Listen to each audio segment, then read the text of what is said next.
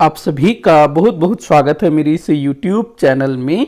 छत्तीसगढ़ सामान्य अध्ययन से संबंधित महत्वपूर्ण प्रश्नों पर हम चर्चा कर रहे हैं, जो कि CGPSC और CG व्यापम के परीक्षाओं के लिए काफी महत्वपूर्ण हो सकता है। सीधे हम लोग क्वेश्चन पर चलते हैं। पहला क्वेश्चन दिया है निम्न कथनों पर निम्न में से कौन सा कथन सत्य नहीं है। जो गलत कथन है उसका आपको चयन करना, जो सत्य न हो। पहला कथन दिया है वीर हनुमान सिंह ब्रिटिश सेना में मैगजीन लश्कर के पद पर पदस्थ थे। बिल्कुल सत्य है पहला कथन। दूसरा कथन दिया है देवरी के जमींदार ने वीर हनुमान सिंह को धोखा दिया था। ये गलत है। देवरी का जो जमींदार था उसने वीर हनुमान सिंह जी को नहीं, वीर नारायण सिंह जी को धोखा दिया था। तो ये कथन गलत होगा, मतलब सत्य नहीं है यह कथन। तो यही आपका उत्तर होगा। अगला देखते हैं, वीर हनुमान सिंह के 17 साथी गिरफ्तार हो गए। बिल्कुल सही है। अगला दिया है वीर हनुमान सिंह कभी भी गिरफ्तार नहीं हुई। ये भी सत्य, इनको कभी भी गिरफ्तार नहीं किया गया। तो आपका उत्तर होगा ब। अगले क्वेश्चन को देखते हैं, चमेली देवी का संबंध किस राजवंश से है? है नहीं होना था, यहां पर था होना था, मतलब ये इतिहास से संबंधित है। तो चमेली देवी का संबंध किस राजवंश से था? तो इनका संबंध था छिंदक नागवंश से। छिंदक नागवंश के जो अंतिम राजा थे ना, राजा हरिश्चंद्र देव, उनकी बेटी थी चमेली देवी। तो उनका जो है ना काकतीय वंश के शासकों के साथ संघर्ष हुआ था। तो चमेली देवी इसलिए जानी जाती हैं। अगला क्वेश्चन है, निम्न में से कौन सी नदी इंद्रावती नदी की सहायक नदी नहीं है? इंद्रावती जो कि बस्तर क्षेत्र में प्रवाहित होती है, तो इंद्रावती की सहायक नदी कौन सी नदी नहीं है, ये आपको बताना है। तो देखिएगा यहां पर जो सबरी नदी है ना, ये गोदावरी नदी की सहायक नदी है, ध्यान रखेंगे, न कि इंद्रावती की। जबकि कोटरी, नारंगी, ये सब जो है इंद्रावती नदी की सहायक नदियां हैं। आगे बढ़ते हैं अगले क्वेश्चन की तरफ। अगला क्वेश्चन दिया है, निम्न में से किसने दक्षिण कोशल को सभ्यता का जन्म स्थल माना है? तो पंडित लोचन प्रसाद पांडे जी ने छत्तीसगढ़ को दक्षिण कोशल को सभ्यता का जन्म स्थली माना है। अगला क्वेश्चन दिया है, गढ़िया महोत्सव का आयोजन किस जिले में होता है? गढ़िया महोत्सव, तो भैया ये कांकेर जिले में इसका आयोजन किया जाता है। गढ़िया महोत्सव पहाड़ी है, हिल स्टेशन। अगला है, छत्तीसगढ़ का ब्रिटिश साम्राज्य में विलय के पश्चात यहां नियुक्त होने वाला पोस्ट मास्टर कौन था? तो यहां किससे पोस्ट मास्टर के रूप में नियुक्त किया गया था? तो यहां पर पोस्ट मास्टर बना करके भेजा गया था स्मिथ को, स्मिथ। अगला क्वेश्चन है, बस्तर में डंडारी नृत्य किस माह में किया जाता है? तो डंडारी नृत्य किस माह में किया जाता है? तो भाई ये किया जाता है फाल्गुन महीने में, या आप बोल सकते हो होली के समय जो है डंडारी नृत्य किया जाता है। अगला क्वेश्चन दिया है, राजिम कवि सभा की स्थापना कब हुई थी? राजिम कवि सभा, तो राजिम कवि सभा की स्थापना हुई थी वर्ष 1902 में। ये मेरे ख्याल से पूछा गया ये क्वेश्चन। अगला क्वेश्चन है, सेमल स्तंभ का संबंध किस नृत्य से है? तो सेमल स्तंभ का संबंध जो है डंडारी नृत्य से है। डंडारी नृत्य का जो आरंभ है वो सेमल स्तंभ के परिक्रमा से शुरू होता है। इसके चारों तरफ घूमते हैं, उसके बाद डंडारी नृत्य शुरू होता है। ये मैंने पिछले वीडियोस में भी ये क्वेश्चन पूछा था, आई थिंक। अगला क्वेश्चन है, किस राष्ट्रीय उद्यान में भूगर्भित गुफाएं देखने को मिलती है? भूगर्भित गुफाएं क्या होता है? तो ऐसी गुफाएं जो जमीन के अंदर हो। नॉर्मली जो गुफाएं होती है ना, वो पहाड़ों चट्टानों में होती है, मतलब कि धरातल के ऊपर, लेकिन जो धरातल के नीचे हो उन्हें भूगर्भित गुफाएं कहा जाता है। तो ये देखने को मिलता है कांगेर घाटी राष्ट्रीय उद्यान में। कांगेर घाटी राष्ट्रीय उद्यान बस्तर जिले में स्थित है। अगला क्वेश्चन है, निम्न में से कौन सी जनजाति उत्तरी छत्तीसगढ़ से संबंधित नहीं है? तो उत्तरी छत्तीसगढ़ से संबंधित जनजाति नहीं है, वो आपको बताना है। चेरवा है, पंडो भी है, खैरवार भी है, लेकिन जो कोया जनजाति है ये दक्षिण छत्तीसगढ़ में संकेंद्रित है।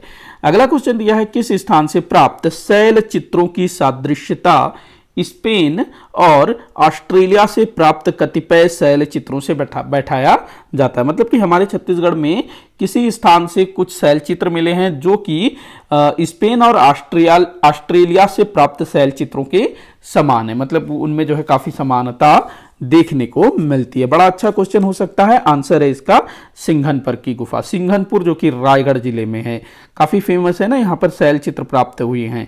तो यहाँ जो शैल चित्र मिले हैं ये स्पेन और ऑस्ट्रेलिया से प्राप्त शैल चित्रों के जैसे लगते हैं।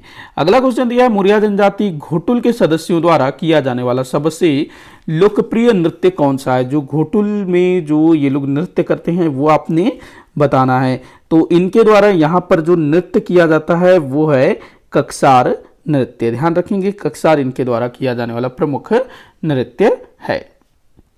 आगे बढ़ते हैं। अगला क्वेश्चन दिया है सूबेदारी प्रथा के विषय में। एक मिनट, ठीक ठीक ठीक,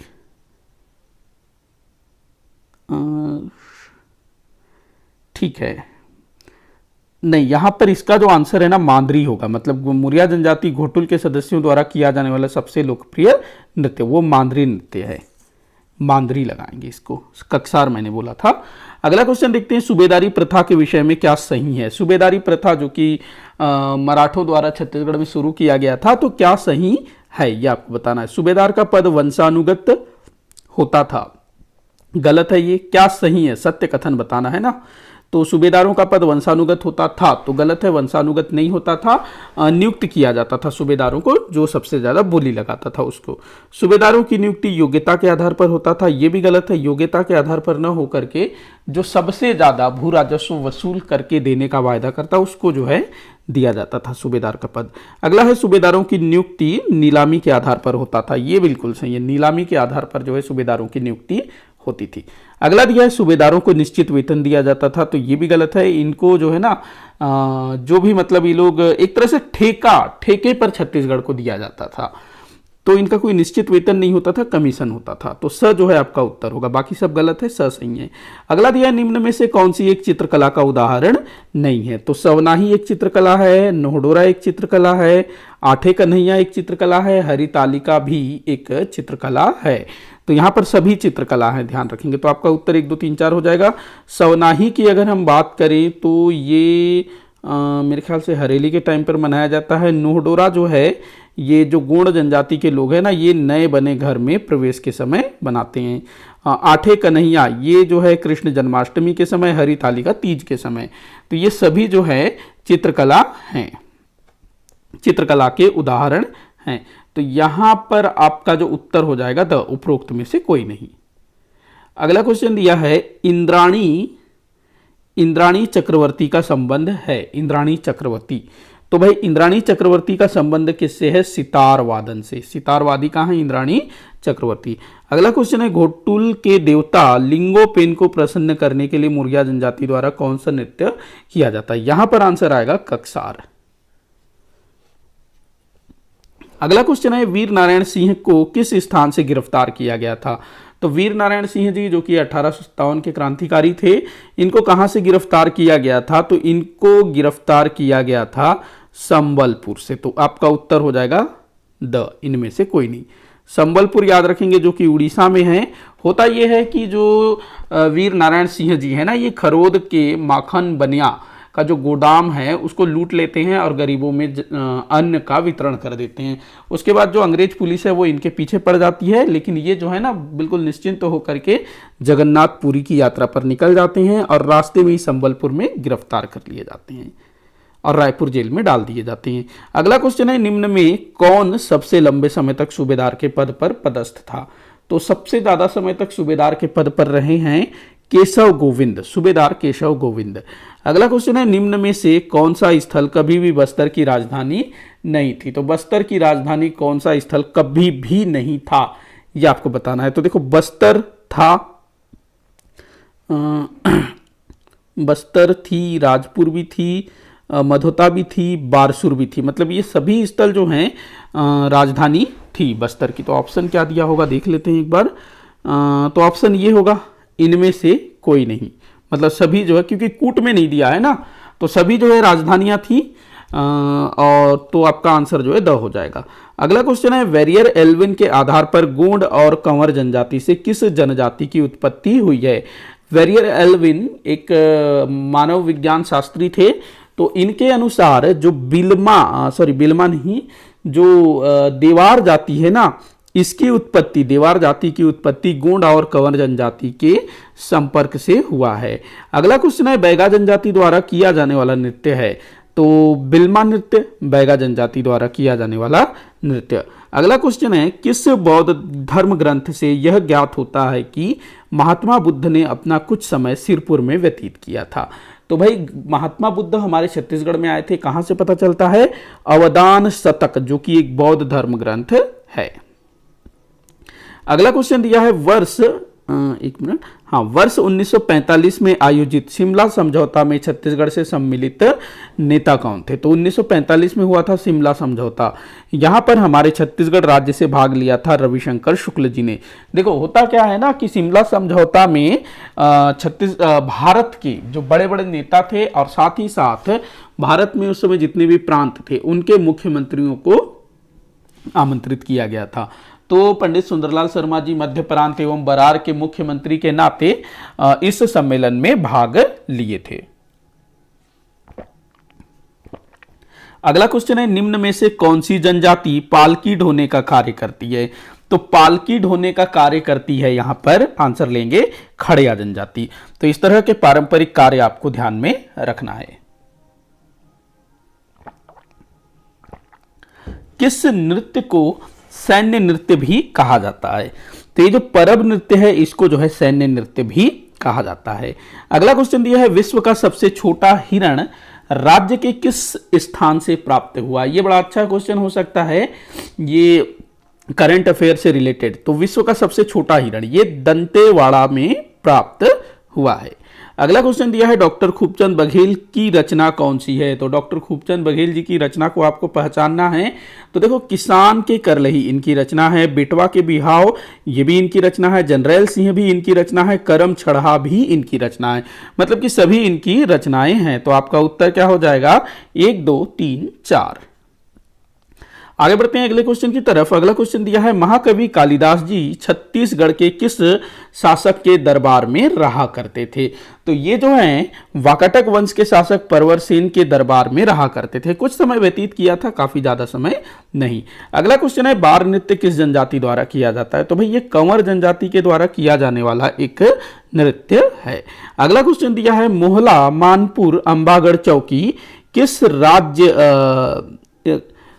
जिला राज्य के किस जिले को स्पर्श नहीं करता है? ये आपको बताना है।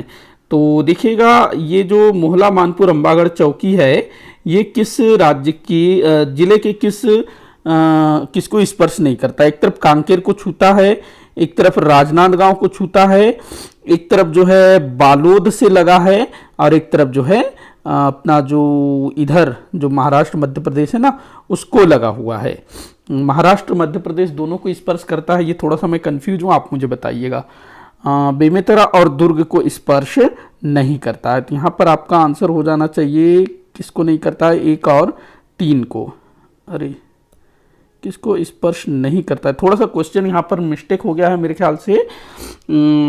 नहीं करता है तो यहाँ पर थोड़ा सा जो है कूट मैंने सही नहीं बनाया। बाकी आप लोग अपने आंसर नीचे कमेंट बॉक्स में बताइएगा। अगला क्वेश्चन देखते हैं, मड़ियाखोल नामक प्राकृतिक गुफा किस जिले में है? मड़ियाखोल। तो ये जो मड़ियाखोल है ये है अपने इनमें से कोई नहीं होगा इसका आंसर, क्योंकि ये खैरागढ़ जिले में है। जो खैरागढ़ जिला बना है ना तो वहीं पर है ये मड़ियाखोल नामक प्राकृतिक गुफा। अगला क्वेश्चन दिया है, छत्तीसगढ़ राज्य के मुख्य सचिव कौन है? तो छत्तीसगढ़ राज्य के मुख्य सचिव बनाए गए हैं श्री अमिताभ जैन।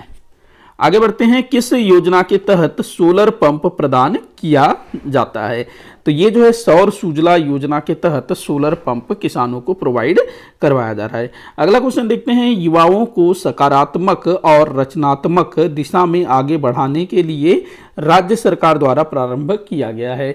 तो युवाओं को जो है आगे बढ़ाने के लिए 2 चीजें बोल रहा है यहाँ पर, सकारात्मक और रचनात्मक दिशा में। मतलब उनको एक तरह से कॉन्फिडेंस बढ़ाने के लिए बोला जा सकता है सीधा सीधा।